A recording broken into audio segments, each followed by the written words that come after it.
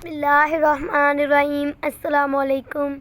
سانحہ کربلا انسانی تاریخ کا ایک دلخراش واقعہ ہے۔ پیغمبر محمد صلی اللہ علیہ وآلہ وسلم کے پیروکار اپنے ہی نبی کے نواسے کو بے دردی سے شہید کر کے ان کا سر ایک دست نیزے پر سجا دیتے ہیں۔ 11 محرم کو عمر بن سعد اپنے ساتھیوں کو دفنا دیتا ہے جو اہل بیت کے ہاتھوں قتل ہوئے تھے، اور سید زادوں اور اصحاب کے 72 جسد مبارک کو بے گور و کفن چھوڑ دیا جاتا ہے۔ یزیدی لشکر امام علی مقام اور ان کے 72 ساتھیوں کے سر مبارک کو آپس میں بانٹ لیتے ہیں، اور اہل بیت کی شہزادیوں کو قیدی بنا کر یہ قافلہ عمر بن سعد اور شمر لین کی نگرانی میں کوفہ کی طرف سفر شروع کر دیتا ہے۔ اگر کوفہ کا گورنر عبید اللہ ابن زیاد اسیران کربلا سروں کو دیکھنے کے لیے بے تاب بیٹھا ہے۔ کوفہ کو دلہن کی طرح سجا دیا جاتا ہے۔ ہر شہید کربلا کے سر نیزوں پہ ہیں۔ رسول صلی اللہ علیہ وآلہ وسلم کے شہزادیوں کو بغیر کجاوے کے اونٹوں پر سوار کیا گیا، جبکہ امام علی مقام کے لختے جگر شہزادہ حضرت امام زین العابدین کے ہاتھ بندھے ہوئے ہیں اور انہیں پیدل سفر کرنے پر مجبور کیا جا رہا ہے۔ اللہ اکبر! حضرت زین العابدین پیدل سفر کرنے پر مجبور ہوتے ہیں اور تھوڑا سا چلنے پر ہی نڈھال ہو جاتے ہیں، رک رک کر چلتے ہیں اور سانس لیتے ہیں، جس پر شمر ملعون انہیں کوڑا مارتا ہے اور چلتے رہنے کا حکم صادر کرتا ہے۔ دوسری طرف کربلا میں لاشیں بکھرے پڑی ہیں۔ 13 محرم کو قبیلہ بنو اسد کی عورتیں نہر فرات پر پانی بھرنے کے لیے آتی ہیں تو لاشیں دیکھ کر ان کی چیخیں نکل جاتی ہیں۔ اپنے مردوں کو بلا کر لاتی ہیں اور تمام جسد مبارک کو ایک گھوڑ سوار شخص کی ہدایات کے مطابق دفنا دیا جاتا ہے۔ جریر طبری: اسیران کربلا کا قافلہ کوفہ کی طرف رواں دواں ہے۔ یزیدی سپاہیوں نے قافلے کو سستانے کے لیے راستے میں روکا۔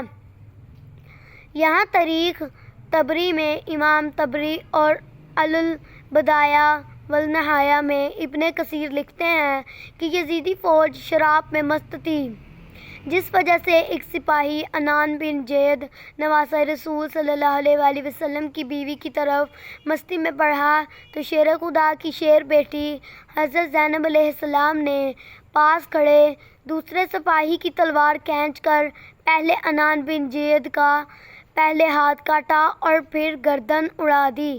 اس واقعے کے بعد یزیدی لشکر میں کافی دیر خاموشی چھائی رہی۔ پھر حضرت زینب علیہ السلام نے وہاں پر اہل بیت کی عظمت کے بارے میں خطبہ ارشاد فرمایا۔ امام طبری بیان کرتے ہیں کہ ابن سعد نے حضرت امام حسین رضی اللہ تعالیٰ عنہ کا سر مبارک خولی کے ہاتھ دربار یزید بھیجا۔ جب خولی دربار میں پہنچا تو رات ہو چکی تھی۔ وہ سر مبارک اپنے گھر لے گیا اور ایک برتن کے نیچے ڈھانپ دیا۔ سر مبارک کو دیکھ کر اس کی بیوی نوار سخت ناراض ہوئی اور کہا کہ یہ تم نے کیا ظلم کر دیا ہے، اور بیان کرتی ہیں کہ خدا کی قسم میں نے دیکھا کہ ایک نور آسمان سے اس برتن تک ایک ستون کی مانند چمک رہا ہے، اور میں نے دیکھا کہ سفید پرندے اس برتن کے ارد گرد منڈلا رہے ہیں۔ 12 محرم کو اسیران کربلا اور نواسہ رسول صلی اللہ علیہ وآلہ وسلم کے سر مبارک کو یزید کے دربار میں پیش کر دیا گیا۔ شیر خدا کی شیر بیٹی حضرت زینب علیہ السلام اور ابن زیاد کے درمیان سخت گفتگو ہوئی۔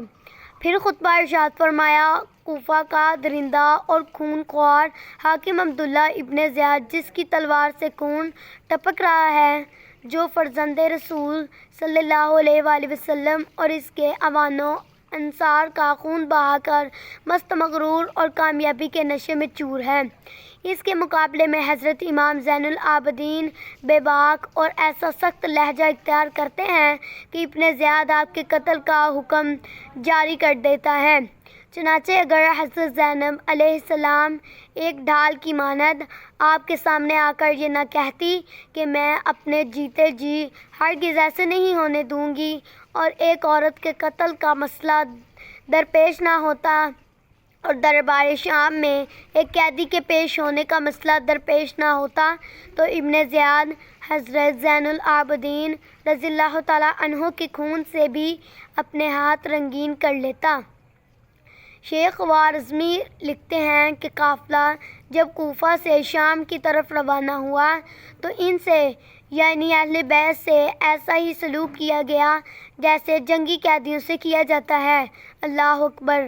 اندازہ کیجئے دوستو کیسے وہ بدبخت لوگ ہوں گے ان شہروں کے جو صرف خاموش تماشائی بنے رہے۔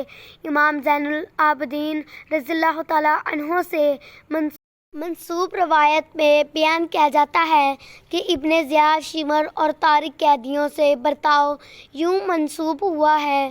حضرت امام حسین علیہ السلام کے شہزادے کو ایک لاگرو نحیف اونٹ پر سوار کیا گیا جس میں حضرت امام حسین رضی اللہ تعالیٰ عنہ کا سر نیزے پر اور پیچھے عورتیں اور ایک طرف نیزہ برادران تھے۔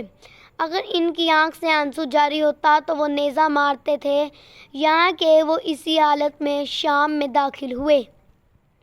شام کی شہر حلب میں ایک گرجا گھر کے قریب یہ قافلہ رکا تو جب راہب نے دیکھا کہ قافلے کے ساتھ ایک شہید کا سر موجود ہے جس میں سے تازہ خون بہہ رہا ہے تو اس نے قافلہ والوں سے پوچھا کہ یہ کون لوگ ہیں اور یہ سر مبارک کس کا ہے؟ تو فوج نے کہا کہ یہ یزید کی فوج ہے اور یہ سر حسین ابن علی کا ہے۔ راہب یہ سن کر کہنے لگا کہ سیدھی طرح کہو کہ یہ سر تمہارے نبی کے نواسے کا ہے۔ یہ سن کر سب خاموش ہو گئے۔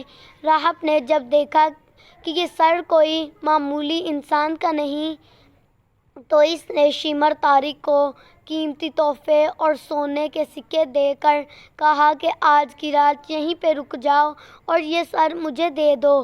لالچی سپاہی فوراً تیار ہو گئے۔ راہب ساری رات سر مبارک کی کرامات کو دیکھتا رہا اور صبح اٹھ کر کلمہ پڑھ کر مسلمان ہو گیا۔ روایات میں ہے کہ ظلم و جبر سہتے یہ اہل بیت اطہار کا قافلہ پہلے سفر کو شام میں داخل ہوا۔ یزید کے حکم پر شہر کو ایسے ہی سجایا گیا تھا جیسے اسے جیتی ہوئی فوج کے کمانڈر کے استقبال کے لیے شہر کو سجایا جاتا ہے۔ اسیرہ نے کربلا کو سب سے پہلے جامع مسجد کے چبوترے پر بٹھایا گیا۔ یزید کے حکم کے مطابق محل کو سجایا گیا تھا اور تمام بزرگان شام کو محفل میں مدعو کیا گیا۔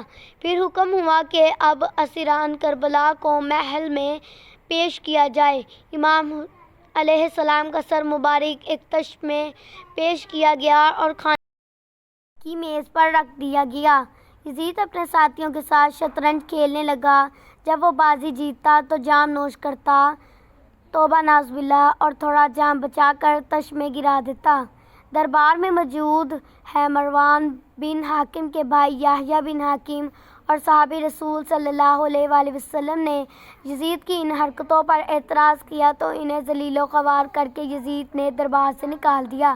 اللہ پاک ہم سب کو اہل بیت کی محبت کے صدقے ہمارے گناہوں کو معاف فرمائے، آمین۔ چینل کو سبسکرائب کریں اور ویڈیو کو لائک کر دیں، شکریہ، اور کمنٹ باکس میں اپنی رائے کا اظہار ضرور کیجیے گا۔ اللہ حافظ۔